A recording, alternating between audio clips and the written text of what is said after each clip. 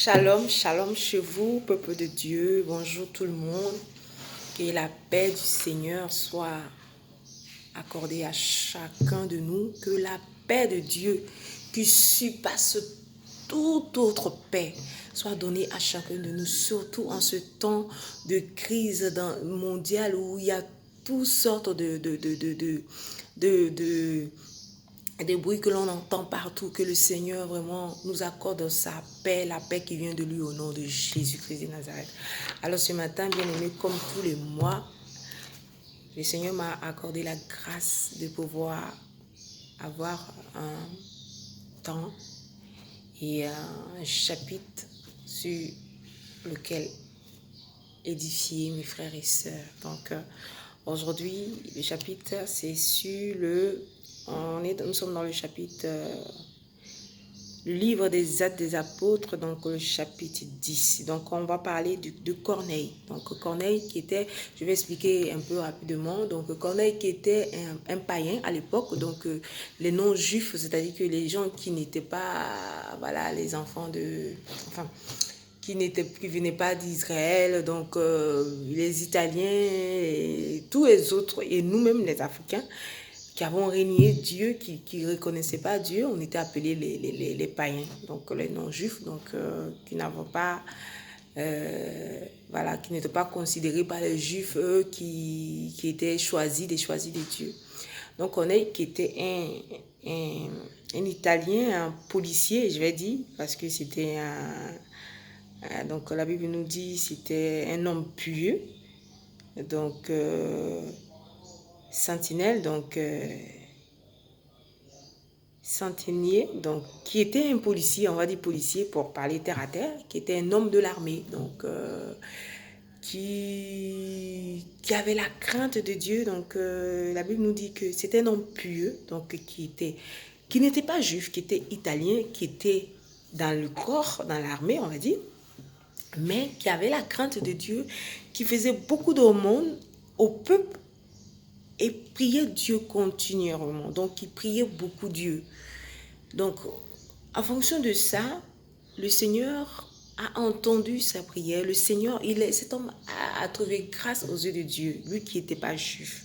Il a trouvé grâce aux yeux de Dieu. Donc, le Seigneur s'est souvenu de lui. Donc, dans le verset 2, on nous dit, je lis la parole au nom de Jésus, on nous dit, cet homme était pieux et craignait Dieu avec toute sa maison. Il faisait beaucoup d'aumônes au peuple et priait Dieu continuellement. Donc, il faisait beaucoup d'aumônes, il priait Dieu. C'est-à-dire qu'il n'était pas juif, mais il priait Dieu. Il savait qu'il y avait un Dieu qui existait.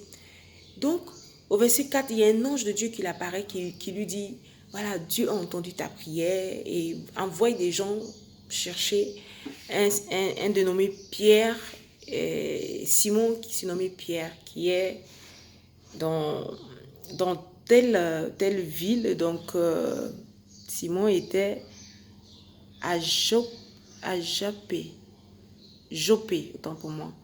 Voilà, donc chez un croyant aussi, un juif, un frère croyant comme lui. Donc ce païen, à l'époque, on va dire, envoya des gens pour chercher Simon pour qu'il vienne parler de Dieu.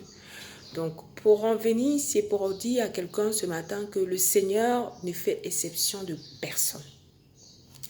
Le Seigneur ne fait exception de personne. Donc le Seigneur est avec ceux qui le craignent. Le Seigneur est avec ceux qui ont un bon fond. Le Seigneur est avec ceux qui ont un bon cœur. Le Seigneur est avec ceux qui ne méditent pas de la méchanceté dans les cœurs. Donc, je vous invite à méditer ce chapitre qui est vraiment très intéressant et très édifiant. Donc, le chapitre 10 des Actes des Apôtres. Donc, toute la Bible est intéressante. On peut méditer toute la Bible. Voilà. Donc, pour faire ma vidéo un peu courte, on va partir au verset 34 à 35.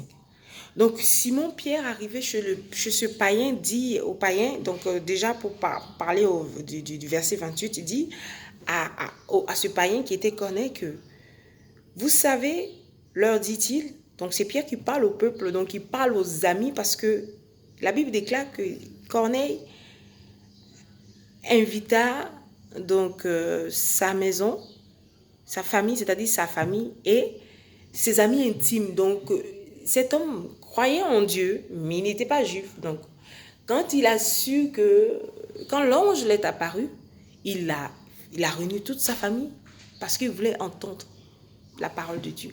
Il a réuni toute sa famille et ses amis intimes. Voilà. Donc il a réuni ses amis intimes.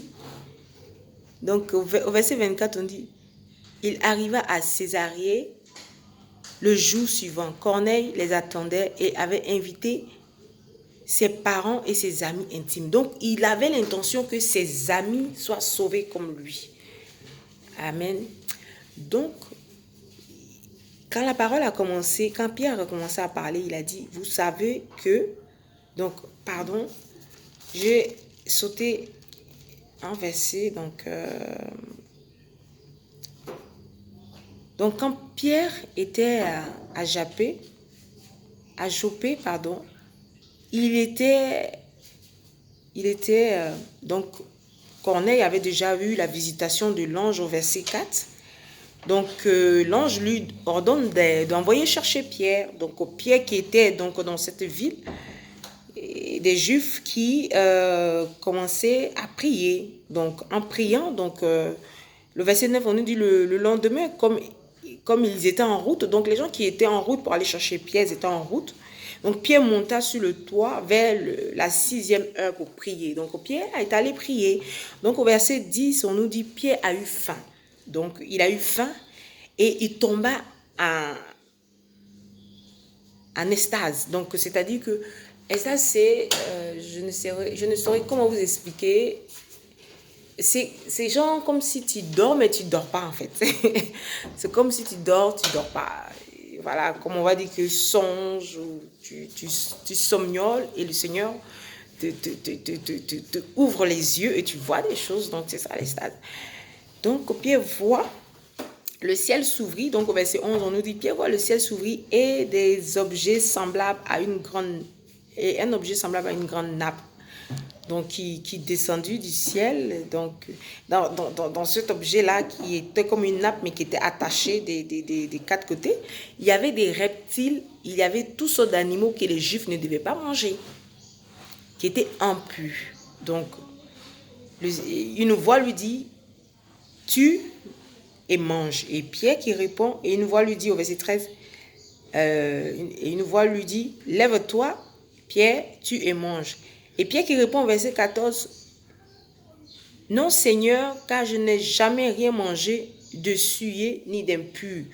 Donc, c'est-à-dire que les Juifs, eux, ils ne mangeaient pas tout ce qui était impur, tout ce qui n'était pas, voilà, enfin les reptiles, les trucs, voilà, que le Seigneur les avait ordonné de ne pas manger.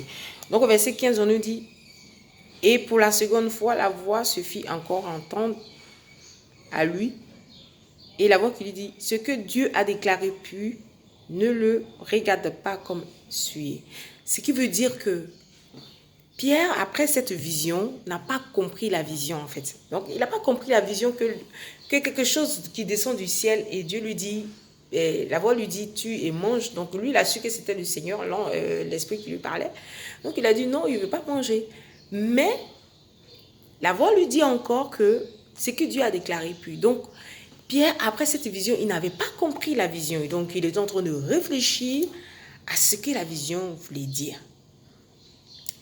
Pierre est en train de réfléchir. Et là, les gens que Corneille avait envoyé le chercher sont arrivés et demandaient à haute voix, c'est ici qu'habite un certain Simon dénommé Pierre. Donc, et là, l'Esprit lui dit, descends, il y a des hommes qui sont venus te chercher, lève-toi, descends et pars avec eux. Sans hésiter, car c'est moi qui les ai envoyés. Donc, l'Esprit lui dit que c'est moi qui ai envoyé les gens te chercher. Donc, Pierre, voilà, on conclut que là, Pierre avait compris déjà la vision. En arrivant chez Corneille, Pierre avait compris la vision que le Seigneur l'avait montrée auparavant, que le Seigneur lui disait, tue et mange. C'est-à-dire que les trucs impurs, donc les païens pour les gens qui n'étaient pas juifs, les païens étaient des impurs devant les Juifs. Et devant Dieu, à l'époque, avant que le Seigneur Jésus-Christ ne vienne se donner pour le monde entier, avant que le Seigneur envoya son Fils pour se donner au monde entier. Nous autres, les Africains, et beaucoup qui avaient régné Dieu, qui adoraient les statues, qui adoraient les bois, les fétiches, on était considérés comme les impurs devant Dieu parce qu'on ne croyait pas en Dieu. Donc, voilà. Donc, sur cela, ils arrivent chez Corneille, qui est l'italien. Donc, voilà, au verset 28 que je lis, donc Pierre a dit, vous savez qu'il est dit qu'il est défendu à un juif de se lier avec un étranger. Donc, Pierre dit à Corneille que vous savez que c'est interdit qu'un juif soit dans la maison d'un étranger. Et au verset 29, il dit, c'est pourquoi je n'ai pas eu, il dit, donc au verset 28, il dit, vous savez, leur dit-il, qu'il est défendu à un juif de se lier avec un étranger ou d'entrer chez lui. Mais Dieu m'a appris à ne regarder aucun homme comme sué et impur. C'est-à-dire que Dieu a montré à travers cette vision à Pierre de ne pas juger quiconque, de ne pas, voilà, de ne pas vouloir aller avec ces gens en les disant, en les traitant d'impurs. Donc c'est pour ça que le Seigneur lui avait montré cette vision. Amen. Donc, et au verset 34, donc après avoir expliqué, je ne peux pas, comme je dis, je ne peux pas tout expliquer le chapitre, donc je saute un peu. Donc au verset, donc Corneille qui lui explique à Pierre maintenant que voilà, je priais chez moi, il y a 4 jours, j'ai vu un ange qui m'a dit de te faire venir pour écouter ce que tu as à nous dire. Donc voilà, donc quand Corneille finit d'expliquer, Pierre au verset 34, il dit, je lis le verset 34, au nom de Jésus. Alors Pierre ouvra la bouche, dit, en vérité, je reconnais que Dieu ne fait point d'exception de personne. Mais qu'en toute nation, celui qui le craint et qui pratique la justice lui est agréable. Amen, au nom de Jésus. Donc, le Seigneur ne fait exception de personne. C'est-à-dire que toi, peut-être que tu te dis, je n'encourage pas, je t'encourage pas que tu sois dans le monde, ou je ne te dis pas que ce qui peut-être que tu es dans le monde, ce que tu fais, qui ne glorifie pas le nom du Seigneur, eh bien non. Je te dis simplement que ton état, ce n'est pas à ton état que le Seigneur regarde, mais c'est à ton cœur. Et si tu le cherches, parce que ce Corneille qui était un païen, il cherchait Dieu, il priait. Donc comme moi, j'étais païenne, j'étais dans le monde, j'étais esclave de Satan, je faisais les œuvres qui plaisaient à Satan, c'est-à-dire que l'impudicité, l'alcool, l'ivrognerie, la drogue, la cigarette, tout ce qui ne glorifie pas le nom du Seigneur, encore d'autres choses que je pouvais en passer, mais tout ce qui ne glorifie pas le nom du Seigneur que je faisais. Mais malgré cela, j'avais une crainte au-dedans de moi qui était pour Dieu, et je savais qu'il y avait un Dieu qui existait, qui était là, mais je n'arrivais pas à ne pas pécher. Voilà. Aujourd'hui,